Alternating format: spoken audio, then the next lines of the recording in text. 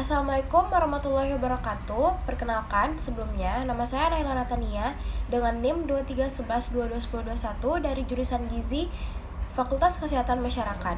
Nah, di video kali ini saya akan mengembangkan dan menjelaskan salah satu materi yang telah dipelajari sebelumnya di mata kuliah kehumasan, yaitu adalah materi tentang Department of Public Relations.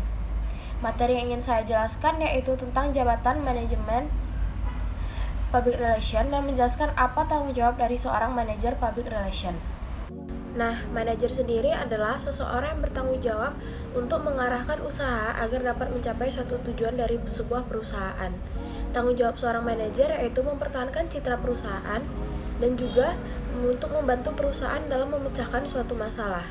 Setiap perusahaan pasti akan mengalami masa di mana terdapat masalah yang berdatangan dan perlu untuk memberikan keputusan untuk mengatasi agar menyelesaikan masalah tersebut.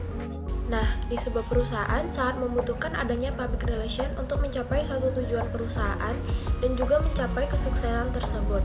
Perusahaan layanan kesehatan pun juga demikian. Sebuah perusahaan pasti ingin menjaga reputasi yang baik yang tercipta selama ini demi kebaikannya sendiri. Untuk menjaga reputasi yang baik di mata masyarakat diperlukan adanya public relation. Nah, di sini saya akan menjelaskan salah satu contoh studi kasusnya. Di beberapa waktu lalu sering terjadinya kasus rumah sakit di sebuah kota yang mengalami peningkatan insiden kekerasan terhadap tenaga kesehatan. Hal ini terjadi dikarenakan pasien dan keluarganya merasa frustasi akibat penggunaan obat yang mereka gunakan kurang manjur dan pelayanan rumah sakit yang dianggap tidak memadai. Sehingga timbullah tindakan agresif, tindakan fisik, serta berbagai ancaman verbal. Ini meningkatkan risiko bagi tenaga kesehatan yang mencoba memberikan perawatan. Pasien merasa tidak adanya perubahan yang signifikan dalam kondisinya meskipun telah mendapatkan pengobatan.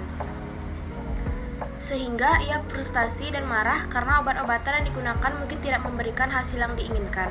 Hal ini membuat meningkatnya kasus kekerasan terhadap tenaga kesehatan menjadi perhatian yang sangat serius.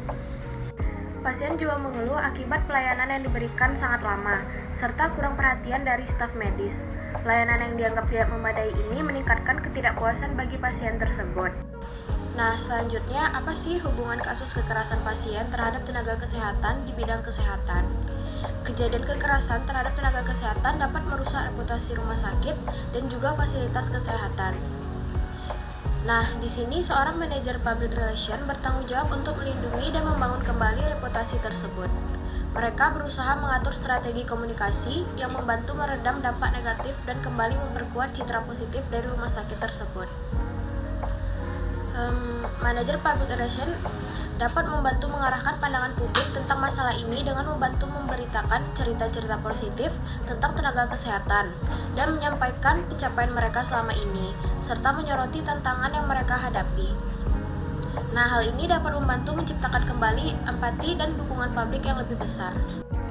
Nah, selanjutnya adalah solusi dan pencegahan terhadap kasus kekerasan pasien terhadap tenaga kesehatan. Ada beberapa solusi yang dapat dilakukan agar dapat terhindar dari situasi dan kasus ini, yaitu yang pertama, lebih meningkatkan komunikasi antara pasien dan tenaga kesehatan tersebut. Lalu yang kedua, rumah sakit juga bisa memperkenalkan perubahan dalam sistem pelayanan, termasuk mempersingkat waktu tunggu, serta memberikan pelayanan yang lebih terintegrasi. Yang ketiga yaitu meningkatkan kesadaran masyarakat tentang pentingnya menghormati dan mendukung tenaga kesehatan. Yang terakhir, mereka bisa lebih memastikan obat yang digunakan lebih efektif dan aman untuk pasien. Nah, sekarang masuk di pembahasan terakhir yaitu peran public relation dalam kasus kekerasan pasien terhadap tenaga kesehatan untuk citra perusahaan. Yang pertama yaitu manajer public relation menanggapi kasus kekerasan dengan cepat, menunjukkan bahwa perusahaan mengambil tindakan serius terhadap pelanggaran keamanan dan kesejahteraan para stafnya. Yang kedua yaitu bersikap transparan terhadap media dan publik tentang kejadian tersebut, sampai fakta yang jelas dan sebenarnya tanpa menutupi berbagai informasi. Yang ketiga yaitu manajer public relation harus menyadarkan masyarakat tentang kekerasan terhadap tenaga kesehatan, mengajak masyarakat lainnya ikut berpartisipasi dalam mendukung kebijakan yang melindungi tenaga kesehatan. Baiklah, hanya sekian yang dapat saya kembangkan dan sampaikan tentang salah satu materi kehumasan, yaitu Department of Public Relations, dengan salah satu contoh kasusnya tadi, yaitu kekerasan pasien terhadap tenaga kesehatan, serta apa peran public relation dalam kasus kekerasan pasien terhadap tenaga kesehatan untuk citra perusahaan. Sekian yang saya dapat sampaikan, mohon maaf apabila ada kesalahan kata dari penyampaian saya. Wassalamualaikum warahmatullahi wabarakatuh.